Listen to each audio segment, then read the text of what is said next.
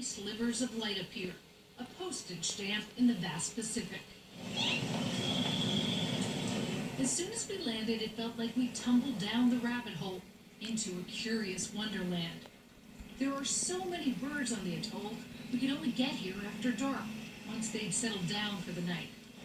As we made our way inland, the albatross chicks were oblivious to our caravan.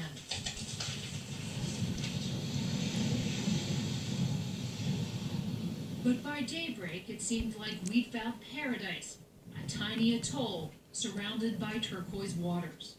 Spinner dolphins patrol the coastline. Endangered monk seals and giant sea turtles bask on its white beaches. And of course, the birds. So many birds. Over 1 million flapping, snapping, chattering, Laysan albatross, the largest colony anywhere in the world. They just don't get out of the way. Some are friendlier than others, just like people. Amanda Boyd works with the U.S. Fish and Wildlife Service, which oversees Midway. Every day, its beaches are the scene of small acts of courage and clumsy crash and burns. Once they're off, the albatross can spend months at sea venturing thousands of miles, but returning to the same spot and the same partner. A relationship that begins with more preening and chest pumping than a Miami nightclub. Oh my gosh, to watch them dance, and as they're courtshipping. When you find a pair that has actually been together and they're in sync, it's mesmerizing. They know each other's cues, and it's like art. It's beautiful. It's inspiring to watch that. Inspiring and loud. Honking lovers who are mostly ignored by their neighbors. If any place should be unspoiled, it's Midway. The atoll is blissfully isolated, off limits to the public, and protected as part of one of the largest marine reserves in the world. Jeez. So it was disturbing to see this. What are those orange and yellow things? Harbor booms. Kevin O'Brien oversees marine debris removal in the region for the National Oceanographic and Atmospheric Administration.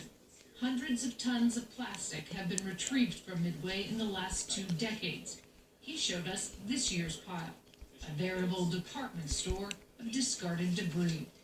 Here, an intact CRTV screen. A whole screen. Yeah. Oh, look at this. So you've got enough things you can sort it, I guess. Toothbrushes. We find an incredible amount of toothbrushes. Tires.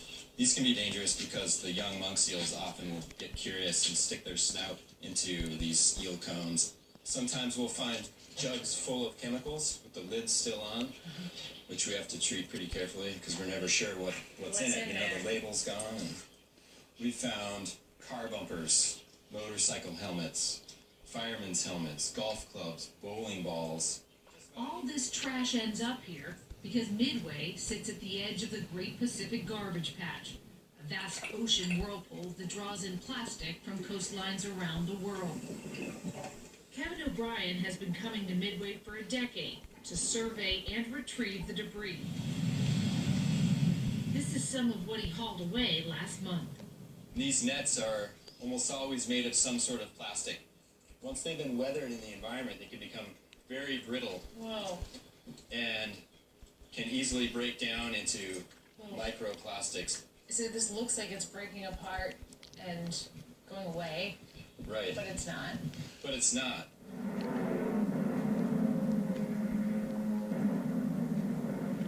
Long before plastics invaded Midway, U.S. forces repelled a Japanese assault in the Second World War. The Japanese had hoped to use the islands as a bridge to the mainland. The American victory there in 1942 was a turning point. Today, there's a monument to the Americans who died in the Battle of Midway. And if you tour the islands, you find relics everywhere. Decaying artillery, derelict hangars. And beneath the water, the rusting skeletons of old warships. And of course, evidence of the new battle underway here. We've been cleaning up for And it years. keeps coming. And it keeps coming. On a walk along one of the beaches, we found a shoreline strewn with bottles and buoys, crates and canisters. Is this a problem that's unique to these Good. islands? It's really not. There are beaches like this all over the world. What is unique about Midway is that none of this plastic you see on the beaches here originates here. It's a problem that doesn't know borders. I even a lot of people see the little pieces and it kind of looks like seagulls. Yeah, it looks like a mosaic. It's really colorful, like kind of beautiful. Yeah, but what is it really? But a lot of this is really plastic, you know, and we can sift it here and see what we come up with. Little pieces. Sure. The bottle cap you can see. And what's the harm of this? Are fish eating this? Yeah, and the smaller the piece of plastic, then the smaller the animal that can consume it. Do we know that they definitely have effects on fish? We don't know that for certain. These plastics become a magnet, essentially, for toxic chemicals that are found in the environment, PCBs, pesticides, fire retardant chemicals. And so the longer a piece of plastic stays in the environment, the more toxic it becomes. Okay. Studies have found these microplastics in everything from supermarket seafood to drinking water. But scientists don't yet know what all that means for our health. When an adult comes in, they'll make a couple of noises saying, "Hey, I'm back." And But the effects on birds are easier to see. Kelly Goodale, a U.S. Fish and Wildlife biologist, took us on a ride around Midway to show us the impact all this plastic is having on them. So the adults have been coming back every few days to a couple of weeks to feed them. What's happening right now? It's regurgitating out more food. Dinner time here might make you lose your appetite. Whoa! Did you see that squid? That was a whole squid. Well, that'll keep you happy for a while. For all the fish and squid they catch, the albatross bring back plastic too, from that great Pacific garbage patch. So that could also be. Goodale showed us their nesting grounds. So here we do have a chick that did die, and as you can see, if you want to take a look at it, Oh my goodness. Oh jeez. in here you see there's so many pieces of plastic. Oh. Plastic bag. And they eat the plastic bags. Why? You know, these can look like food sources. They could look like a squid to them. Yeah. So they think this is food?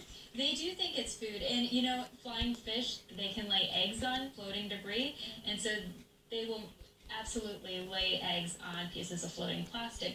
So if the adults are out there foraging, they pick up those eggs as well as pieces of plastic in there. It's the serving dish for the egg. Yes. And of the birds that you end up looking at, dissecting, what percentage of them have plastics in them? Every single bird has plastic in it. Every bird. Yes. U.S. Fish and Wildlife scientists estimate the birds carry 5 tons of plastic back to Midway in their stomach every year. Some of it, Kelly Goodale collects and catalogs. The comb. This one is probably one of the most disturbing ones. This was, Oh my goodness. you have bottle caps in This here. looks like trash from a drugstore. It pretty much is. Okay, all of this was inside one bird. Yes. Parts of this atoll can look like the site of a disaster. And while Goodale says it's impossible to